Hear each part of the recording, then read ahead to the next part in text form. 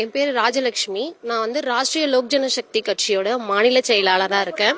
இப்போ நாங்க சின்னம்மாவோட கட்சியில இணைந்து அவங்களோட சேர்ந்து செயல்பட விருப்பம் தெரிவிச்சிருக்கோம்.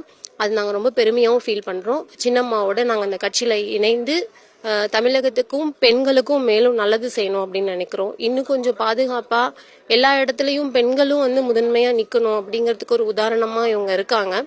ஸோ அதுல இருந்து அவங்க கிட்ட இருந்து நாங்க அந்த தைரியத்தையும் சேர்த்து எடுத்துக்கிட்டு எல்லாத்துலயும் வழிகாட்டுதலா இருக்கணும். எல்லா பெண்களுக்கும் இன்னும் முன்மாதிரியா நடத்தணும் அப்படிங்கறது நாங்க அதுக்காக உழைக்கிறதுக்காக விருப்பப்படுறோம். ஸோ இவங்க கட்சியோட இணைந்து நாங்க வேலை செய்யறது ரொம்ப பெருமையா நினைக்கிறோம். திமுக ஆட்சியில 4.5 வருஷமானு இல்ல, எப்ப வரும்போதும் ஒரு பாதுகாப்பற்ற நிலை இருக்குன்றது எல்லாருக்குமே தெரியும். ஸோ அதை பத்தி நான் தனிச்சு எதுவும் சொல்ல விரும்பல. இதுக்கப்புறம் ஒரு பாதுகாப்பான சூழல் வேணும்னா அதோட முடிவு மக்கள் கையில தான் இருக்கு.